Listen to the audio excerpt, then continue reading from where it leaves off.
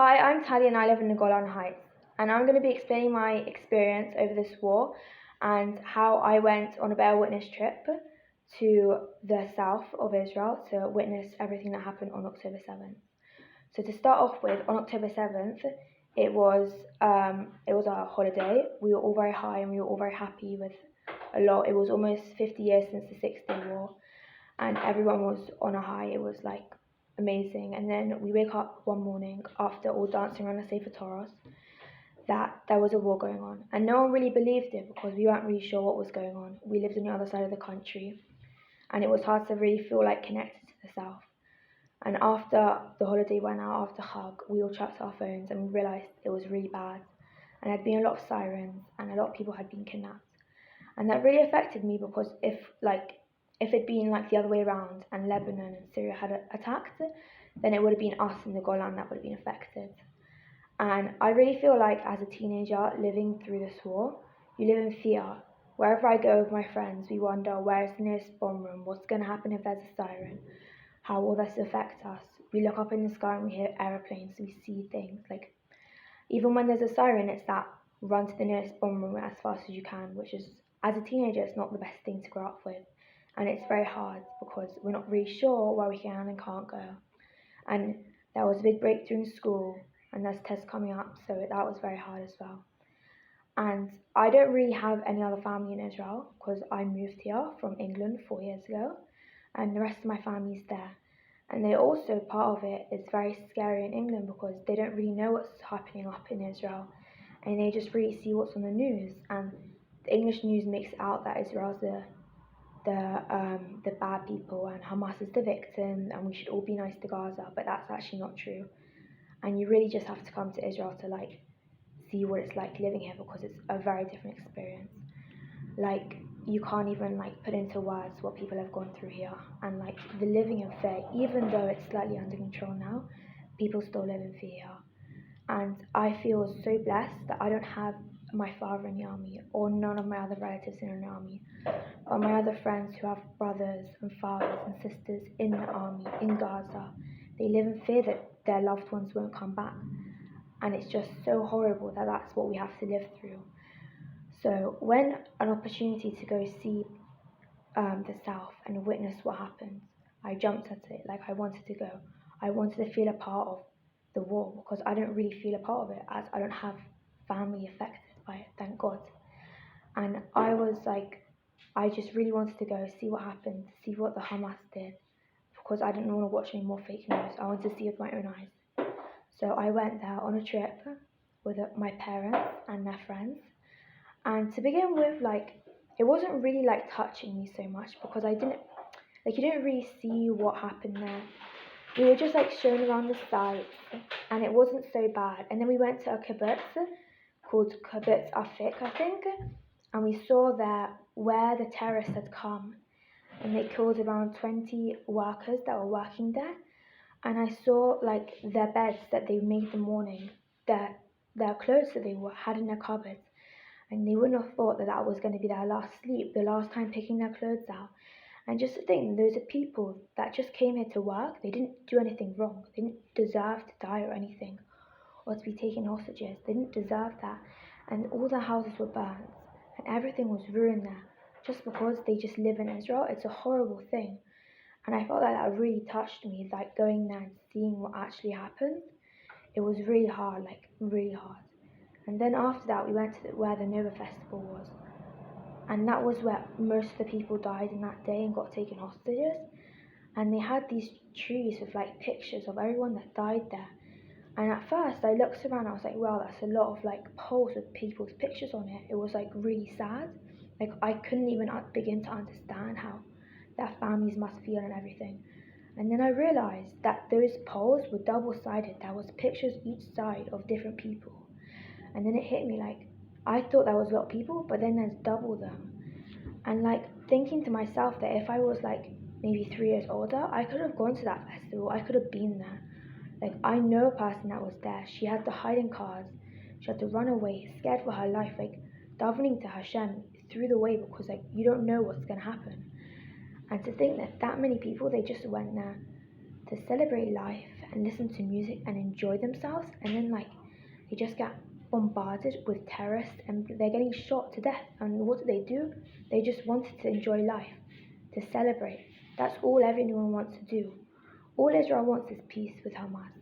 But the whole world, they don't see that. That's why it was so important for me to go and bear witness of what actually happened. And like throughout like the Nova Festival area, there was like a lot of memorials like away from all these poles. And that was because someone had specifically died in that space. And I was standing there. I was standing there when those people, they were celebrating, they were dancing, they were so happy. And then people just came and ruined that happiness and killed them for no reason at all.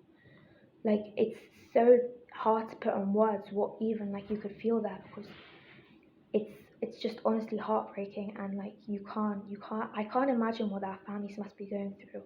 People, they were sisters, they were brothers, they had were grandkids, children, they had a lot of life to live still, and they've just been killed for no reason. And it's just absolutely unbelievable. And to think those are just the people that just were there to enjoy life. They say this is like the new Holocaust. Now, not that many people had died in one day since the Holocaust. And in the Holocaust, we said never again. This was never happening again, and now it's happening again. October 7th was the new Holocaust, after saying it will never happen again. And the world just doesn't seem to see what we're going through here.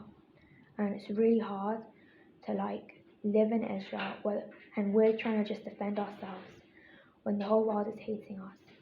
And as a British Israeli, I see what it's like in England as well, with all the anti-Semitism. I remember as a little girl, I would walk back from school with my dad on a Friday night, and people would like shout names at us and throw bottles at us just for being Jewish and going to pray. Or when I went to my Jewish school, we would play Sleeping Lions, where we had to hide underneath the tables in case a terrorist came in. And that's not a way anyone should grow up. Not a way. We live in fear. Whether you're in Israel or if you're in England or anywhere else, you live in fear. I live in fear that my dad's going to get thrown stuff at just for wearing a kippah. I live in fear that someone's going to break into my school. Just by going to shul, there's like 5 security guards on the lookout every time because people hate Jews so much. And then they tell us that Jews are the terrorists and we just want to kill the Gazanians people. When in theory, we just want the best for the people in Gaza. We're still giving them food, we're still giving them water, and they're just attacking us. And one of the things we did on the trip, we went to a crossing, the Ezra crossing, and we saw the army base there that got destroyed. And I picked up a bullet casing and I brought it home and I showed all my friends, and they were like shocked, because the thing is, we don't know if that bullet came from one of the Hamas people killing an Israeli, or an Israeli killing a Hamas. But either way, people are dying. And it's just so disturbing that I picked up a bullet that could have killed someone. It's just unbelievable, and it's so hard to put in words. And when the war broke out, like, I wanted to help as much as I could, to volunteer, to put my time into helping other people, because I didn't really feel like I was connected otherwise, because none of my family or anything like that was really affected. So I went on a food truck to a lot of bases, and like we made them food and stuff. And I would talk to the soldiers there, and they were telling me how hard it was, that they were not with their families and not at home, and their families are scared, and their families are going in the bomb room. And it's just so horrible that that's what Israeli people are going through right now. And when I'm older, I wasn't sure if I wanted to go to the army or not. But ever since this war, I'm 100% sure that I want to go to the army, and I want to do the best I can to defend my country as much as I can. If it was up to me, I'd be in Gaza right now, killing the Hamas, because that's what I feel like that's what I need to be doing. Otherwise, I feel like I'm not really taking a part.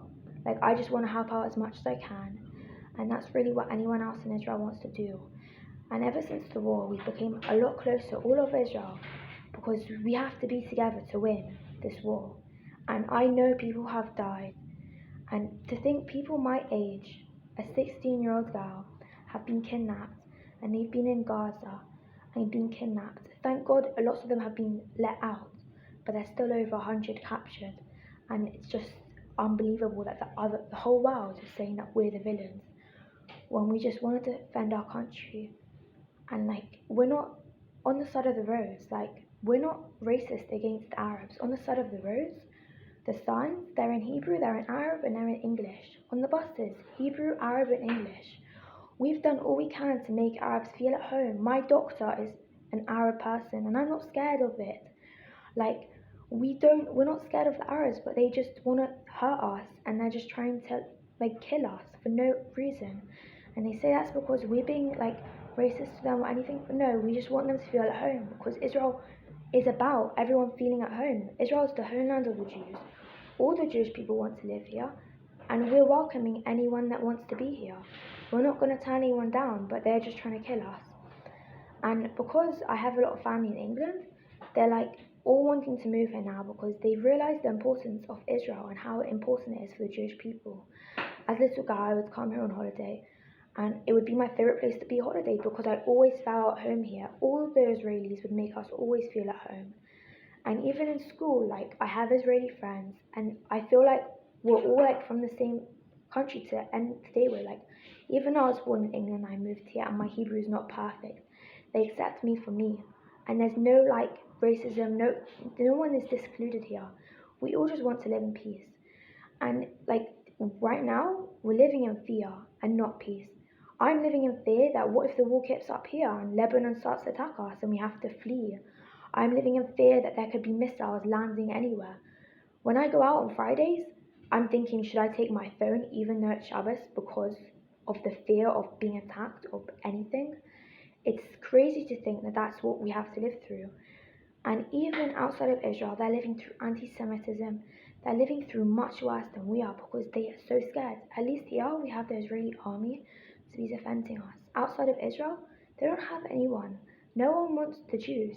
No one wants pro Israel. It's just absolutely terrible what's going on.